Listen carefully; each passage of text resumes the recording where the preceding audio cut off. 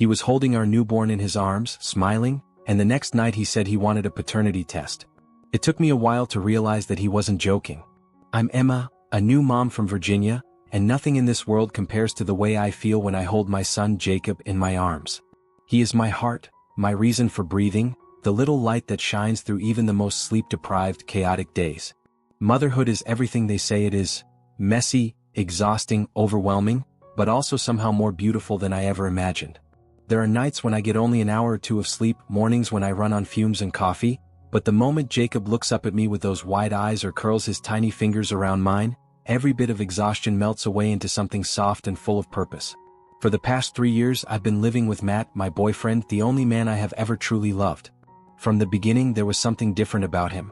Something steady, something safe. He made me laugh when I didn't want to, held me when I cried, and promised me a future that felt like more than just a dream. Through every twist and turn, through the pregnancy and now the early days of parenthood, I believed in us. I believed in him.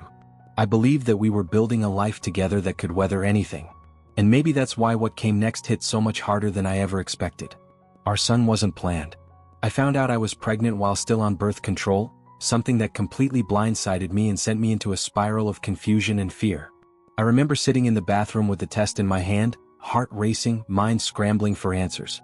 I had been sick a couple of weeks earlier, some stomach virus that knocked me off my feet for days, and a part of me always suspected that might have been the moment something slipped through. Still, no part of me was prepared to see that second line appear. I was terrified to tell Matt, not because I thought he would leave or explode, but because I didn't know what this kind of news would do to us. Our plans, our rhythm, our future. But he surprised me. He reacted better than I ever could have imagined. He was quiet at first, took a long breath, and then just wrapped his arms around me and said, "Okay, we'll figure this out." And he meant it. From that day forward, he showed up for every step of the journey. He came with me to all the checkups, never missed a single appointment, even the ones where we just listened to the heartbeat for a few seconds and smiled like fools. He spent late nights comparing crib reviews online, painted the nursery himself in a soft, dusty blue, and told me that everything would be alright even when I didn't believe it. The day Jacob was born, Matt was the first one to hold him. I'll never forget the look on his face, how his entire body softened, how his eyes filled instantly with tears. He kissed Jacob's forehead and whispered, "You're here," like he'd been waiting his whole life for that moment. And in that moment, I really believed we were going to be okay. He was a great dad, the kind of involved and present father that every child deserves but not every child gets. From the very beginning, Matt didn't just help, he truly showed up. He changed diapers without complaint, sometimes even racing me to the changing table with a half smile like it was some ridiculous contest. He got up in the middle of the night when Jacob cried, groggy and unshaven, but always gentle, always patient. He even discovered by accident that bouncing on a fit ball somehow soothed Jacob when nothing else worked, and for weeks I would find him in the corner of the nursery at 2 in the morning, bouncing softly, humming whatever lullaby came to mind. Watching him be a father was one of the most beautiful things I'd ever seen. There were moments when Jacob would fall asleep on his chest and Matt wouldn't move for hours, just sitting still so he wouldn't wake him, one hand protectively over his tiny back. We figured things out together, clumsily at times, with lots of trial and error, but I always felt like we were in it together. We laughed when we were too tired to think straight, texted each other silly updates during the day and celebrated the smallest wins, like the first time Jacob slept more than 3 hours in a row. I was sure, completely sure, that we were a strong team, that we had something real and solid that could weather the chaos of new parenthood. I never once thought I'd have reason to question that. But one Friday evening Matt came home from work, dropped his keys on the counter like he always did, and without even sitting down or easing into the conversation, he looked at me and said, "I want to take a paternity test." Just like that. No context, no warning, no softness. Just those words, flat and heavy and so far removed from the man who had cried holding our newborn that I actually laughed for a second, thinking he must be joking. But when I met his eyes, there was no trace of humor. Just something cold and closed off that made my stomach drop. I was stunned. Our son looks exactly like him. It's something people point out constantly without hesitation. The same deep-set blue eyes, the same dimple on his chin that only appears when he laughs, the exact same curl at the back of his head that sticks up after naps no matter how you smooth it down. Jacob is his spitting image. A mirror. A living, breathing miniature version of Matt. There was no doubt in my mind, none, and the fact that he could look at that little boy, the same one he bounced on a fit ball at 2 in the morning, the same one he kissed goodnight every single evening, and say something like that felt like being slapped across the face with a truth I didn't understand yet. I was shocked and heartbroken, standing there in our kitchen, staring at the man I loved as if I didn't recognize him anymore. I had never cheated, not once, not even come close. In fact, I had gone out of my way to avoid even the hint of impropriety, all because of something that happened early in our relationship. A former colleague had once messaged me happy birthday, nothing flirtatious, nothing out of line, just a simple, kind message. When Matt saw it, he made a joke about me cheating, laughing it off in that casual, teasing way people do when they're testing a line they don't want to admit they're drawing. At the time I laughed too. I thought he was just being silly, maybe even a little insecure, and I brushed it off.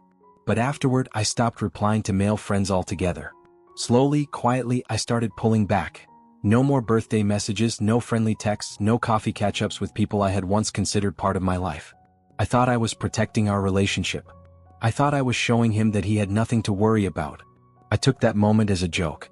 It wasn't. And now, standing there while he questioned the paternity of our son, I realized it had never been a joke at all. It was the first warning sign and I had ignored it. Matt looked at me with that same unreadable expression and said he just wanted certainty, as if that explained everything, as if his sudden doubt wasn't a dagger straight to the chest. You know Jacob is yours because you gave birth to him. I didn't, he said, and the way he said it, so calm, so matter-of-fact, made my hands go cold. He wasn't angry, he wasn't yelling, he wasn't even accusing me outright. He was just laying it out like a business transaction, like this was a simple request for clarity instead of a shattering blow to the trust we had spent years building. He told me he wouldn't do it behind my back, said he was trying to be honest, transparent. He said he didn't want to sneak a swab or go behind closed doors, and for a moment, I almost appreciated that tiny sliver of decency. But then he added, in that same flat tone, that if I said no, if I refused to go along with it, then our relationship would be at a standstill. Those were his exact words. Not, we need to talk, not, I'm struggling with something, but stand still, like we were a stalled car on the side of the road and the only way forward was to question everything I thought was sacred between us. And I just stood there, feeling like the floor had been pulled out from under me, wondering how we had gone from swaddling our baby together to this brutal moment where love suddenly came with conditions.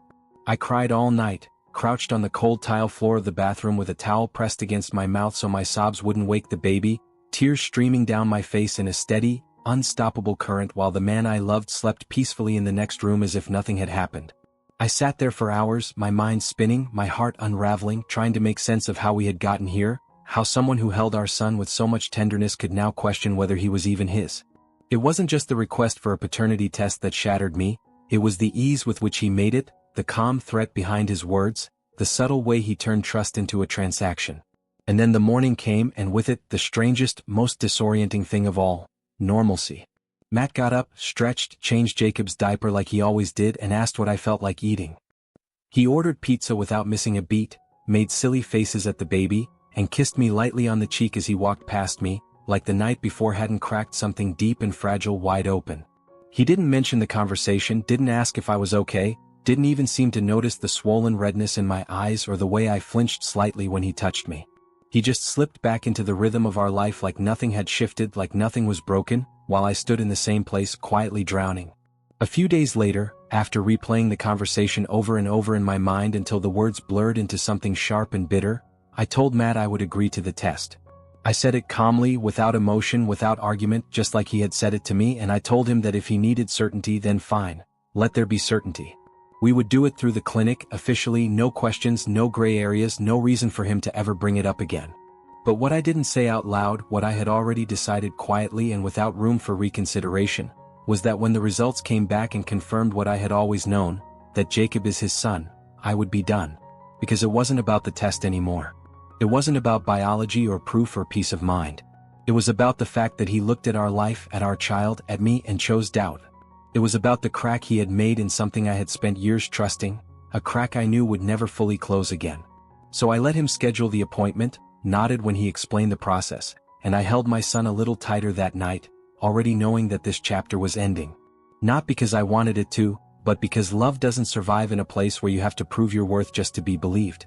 I organized my escape with quiet precision, every step planned carefully behind the scenes of our daily routine, hidden beneath diaper changes, bottle feedings, and the familiar rhythm of a life that, from the outside, still looked whole.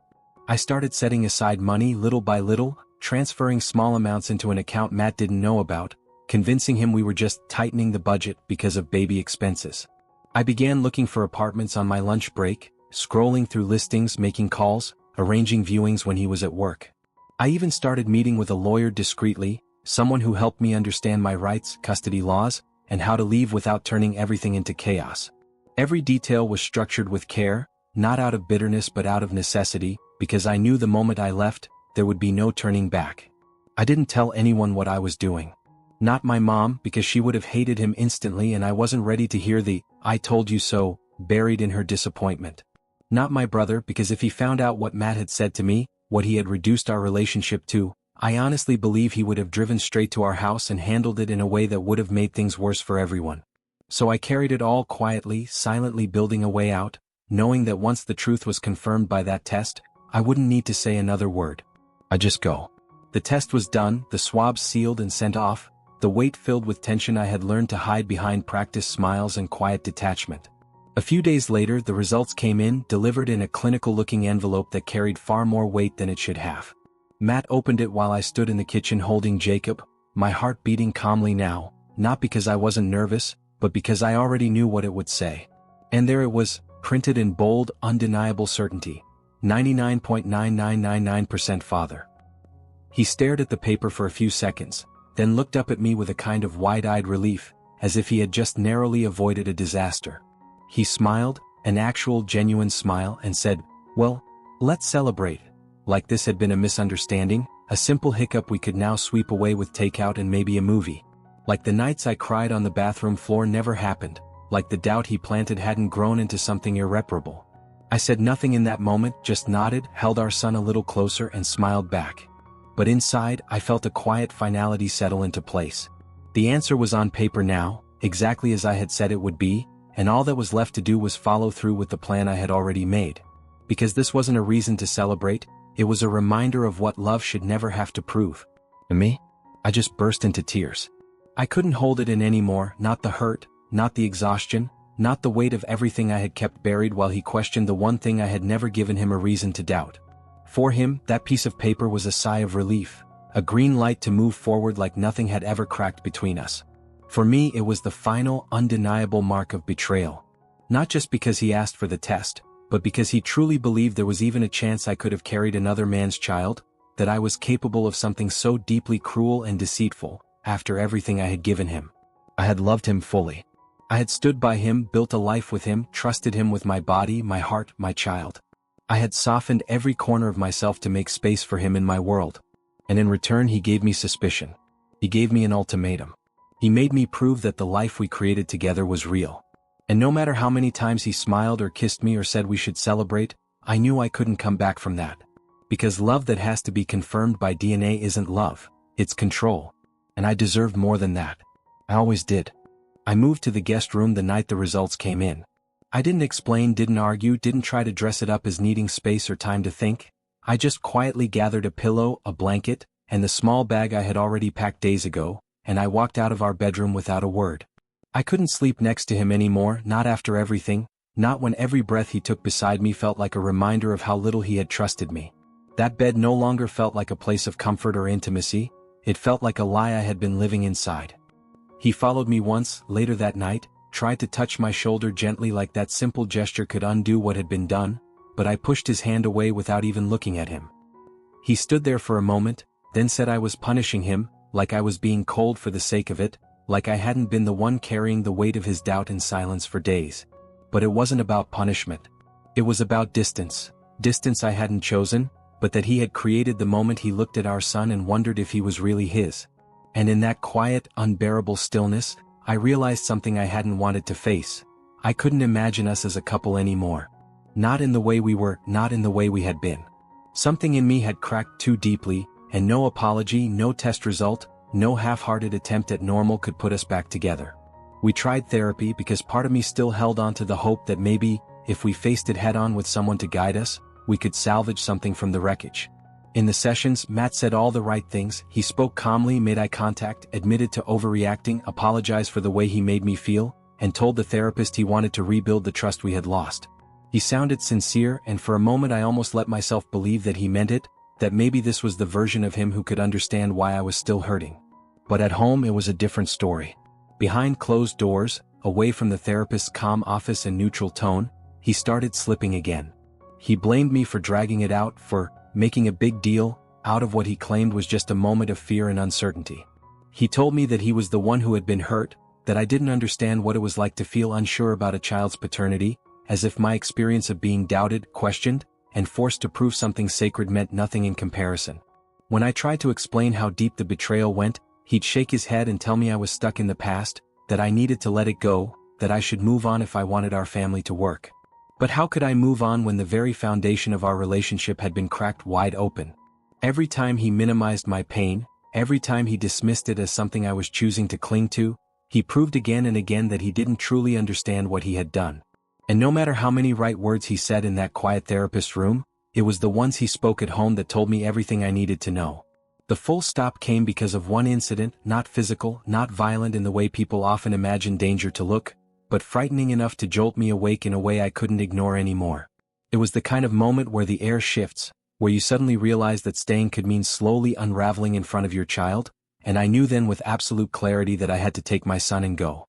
The look in Matt's eyes, the way he raised his voice and slammed his fist into the wall just inches from where I stood, the sharpness in his tone when he said things he could never take back. It wasn't just anger, it was a loss of control. And I couldn't risk Jacob growing up in a home where fear was something we had to silently live with. So I left. Quietly, deliberately, with everything I had already prepared. I moved into my own apartment, a small space that felt like peace the moment I closed the door behind us. There was no fight, no goodbye speech, no final confrontation. Just the sound of my baby breathing softly against my chest as I held him in the hallway one last time and promised him that this moment, was the beginning of something better. Now, I only communicate with Matt through a lawyer. No texts, no phone calls, no attempts at reconciliation. Just structure, safety, and space. Because love may bend, but it should never break you. And I refuse to raise my son in a world where silence and fear are mistaken for strength. Now I am focused entirely on Jacob, on creating a life for the two of us that feels steady, safe, and full of the kind of love that never asks to be proven. We're still in the process of applying for custody, a slow, emotional maze of paperwork and hearings, but I'm walking through it with my head high and my heart clear. What surprised me the most was Matt's mother. She reached out quietly with no demands, just concern, and when I told her the truth, all of it, she didn't defend her son. She listened. And then she said that if it came to it, she would testify in court on my behalf. That she had seen things too. That she wanted what was best for Jacob, even if that meant facing some painful truths about her own child. And me. I can finally breathe. I didn't realize how long I had been holding my breath, how long I had been surviving instead of living, until the weight started to lift. Every morning with Jacob is a small victory. His smile when he wakes up, his laughter echoing through our tiny apartment, the quiet stillness of rocking him to sleep without tension pressing down on my chest. I don't know what the future holds exactly, but for the first time in a long time, I'm not afraid of it. I'm building something new. Just me and my son. And it's enough. It's more than enough.